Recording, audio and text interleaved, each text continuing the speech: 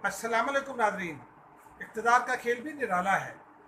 जो मसनदशीन होते हैं उन्हें ये गुमान होता है कि उनको कोई नहीं जानता, उन तक कोई नहीं पहुंच सकता। वो क्या चालें चलते हैं, वो क्या फ़ैसले करते हैं, किस बुनियाद पर करते हैं, किसी को इल्म नहीं होगा।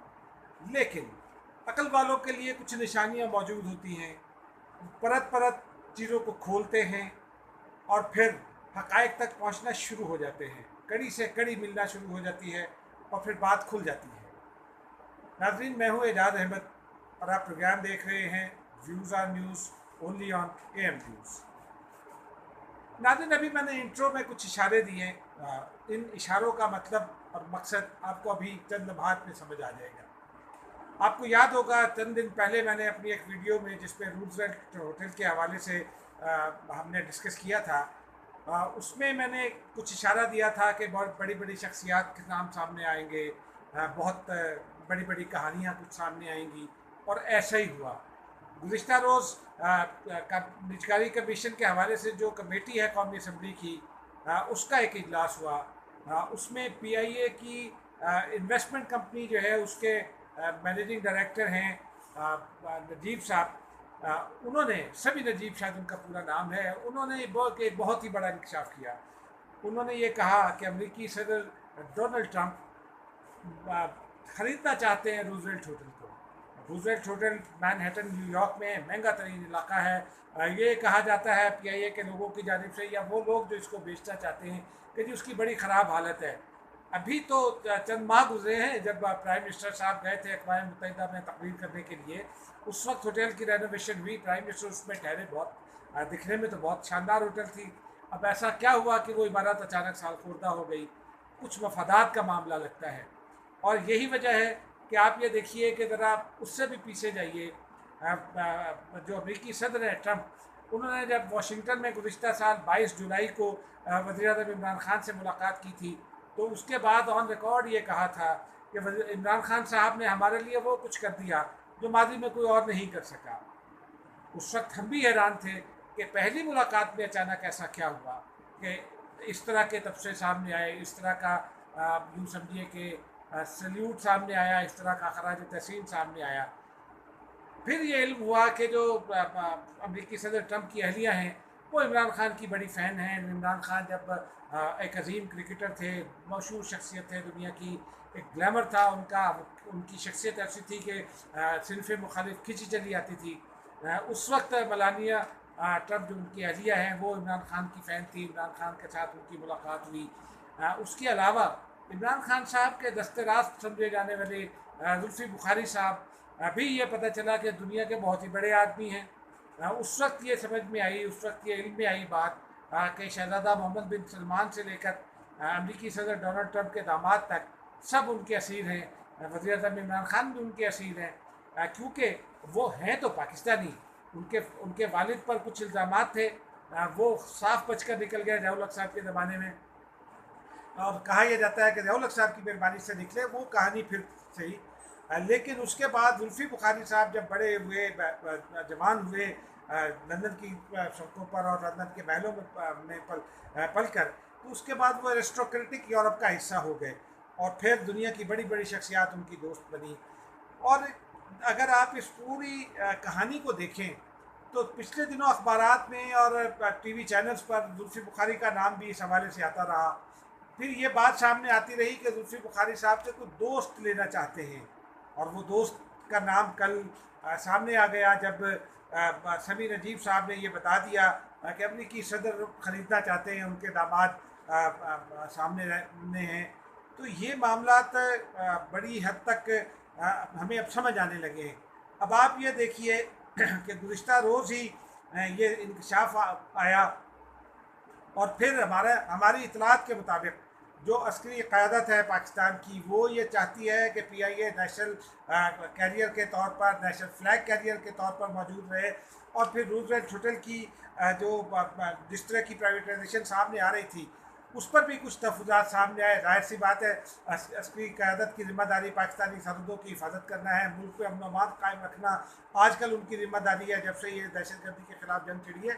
तो उनका एक जेन्युइन कंसर्न बनता है कि वो इश्यूज़ जो आवाम में जाकर बेचैनी का बायस बन सकते हैं, जिनसे लॉलेसनेस पैदा हो सकती है वो ना उभरें।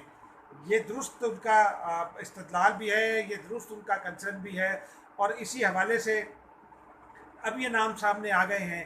तो इसका मतलब ये है कि मामला किस तरफ जा सकते हैं। आप ये देखिए कि पाकिस्तान और अमेरिका के ताल्लुकात की नौयत पिछले चंद साल से कैसी है। अगर अमेरिकी सदर ये ख़रीदना चाहते हैं, उनके दामाद भी बीच में हैं, तो फिर जाहिर सी बात है उसके अगर पाकिस्तान वाज़ेह तौर पर उसको इनकार नहीं कर सकता, लेकिन फिर उसके अगर अगर डिले भी करता है या इनकार करता है तो उसके कुछ असरात सामने आएंगे।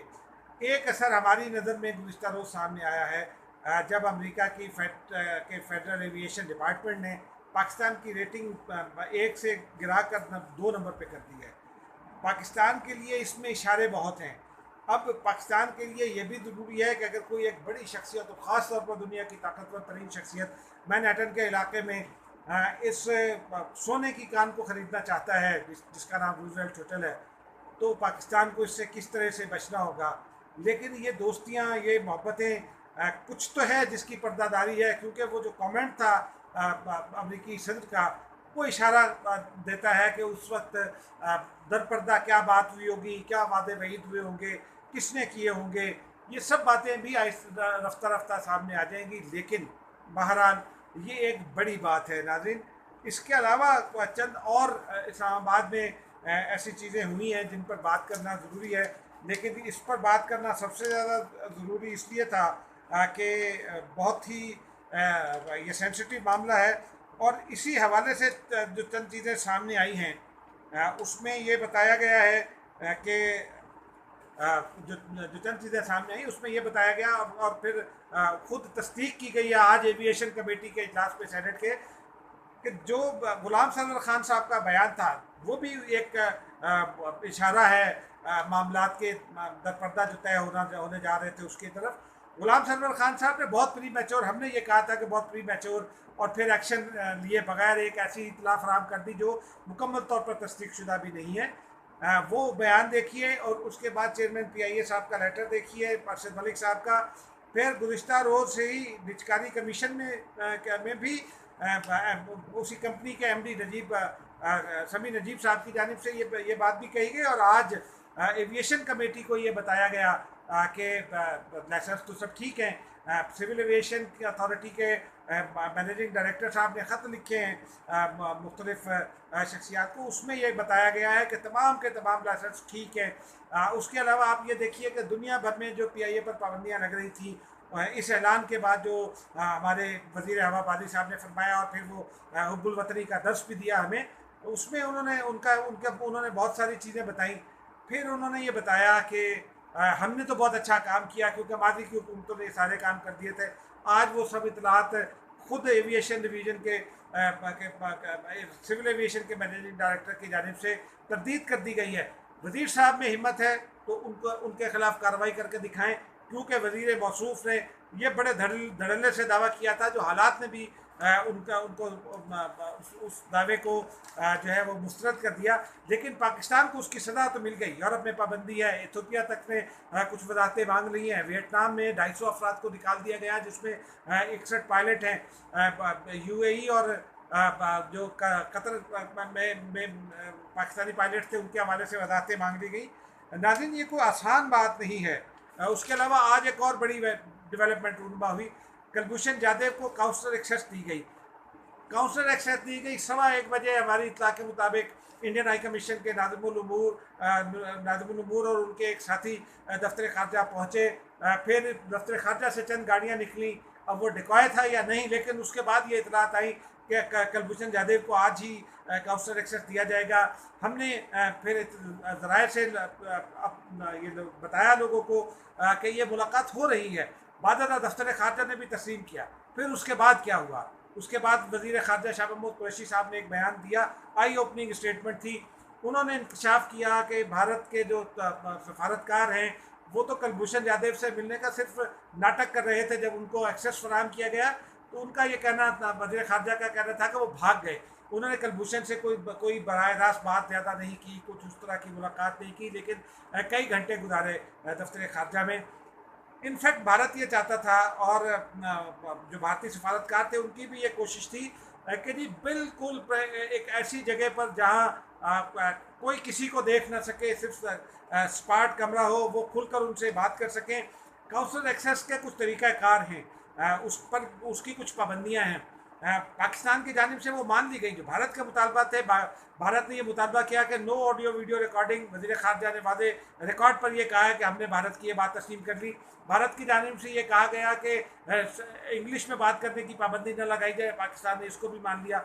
लेकिन फिर भारतीय सफारतकारों ने इस मामले में दिलचस्पी क्यों नहीं ली? इतने घंटे, 4-5 घंटे गुजारने के बावजूद दफ्तर खारजा में, और उसी कमरे के इर्द गिर्द गुजारने के बावजूद जिसमें मुलाकात हो रही थी, बल्कि उस कमरे के अंदर ये ज़रूर है कि कुछ पार्टीशन हुआ होगा, जैसे कुलभूषण जाधव की फैमिली से मुलाकात कराई गई थी उस तरह की। तो इस मामले में भारत की जानिब से फिर एक स्टेटमेंट आई, जो उस स्टेटमेंट की लैंग्वेज ये बताती है कि उस स्टेटमेंट में जान नहीं है। लेकिन मामला जाहिर सी बात है, दोनों जानिब से कुछ सच बताया गया है। भारत की जानिब से कोई मामले को टिल्ट करने की कोशिश की गई है, लेकिन ये बात अगले चंद दिनों में समझ में आएगी कि छुपाया क्या जा रहा है। पाकिस्तान ने इंटरनेशनल कोर्ट ऑफ जस्टिस के फैसले की रोशनी में गुज़िश्ता साल 2 सितंबर को, यानी 2 सितंबर 1900 माफ़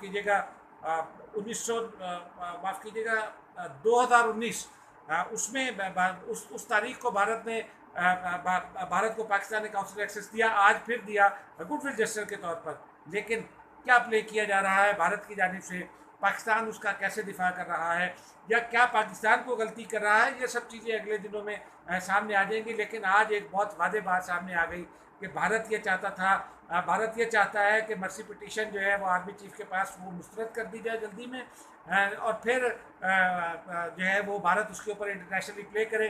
क्योंकि हमारी इत्तला ये है कि भारत ने ये दरख्वास्त की थी, भारत ने ये पाकिस्तान से कहा था कि वो अपना वकील भेजना चाहते हैं अगर नजरसानी की पिटीशन दायर करनी है। नजरसानी के लिए पाकिस्तान ने एक रास्ता फराम किया, एक ऑर्डिनेंस लाया गया इस मकसद के लिए, लेकिन कुलभूषण जाधव ने मना कर दिया क्योंकि पाकिस्तानी कानून में इसकी कोई गुंजाइश नहीं है। जुल्फ़िकार अली भुट्टो के ज़माने में ये पाबंदी लगा दी गई थी कि कोई गैर मुल्की वकील आकर पेश नहीं हो सकता पाकिस्तान की किसी अदालत में। उस पाबंदी का शिकार खुद जुल्फ़िकार अली भुट्टो भी हुए थे, लेकिन भारत की साजिश आज नाकाम हो गई क्योंकि वो अपना वकील भेजकर कुछ न कुछ साजिश प्लान करना चाहता था। क्या करना चाहता था ये अगले दिनों में बात सामने आएगी।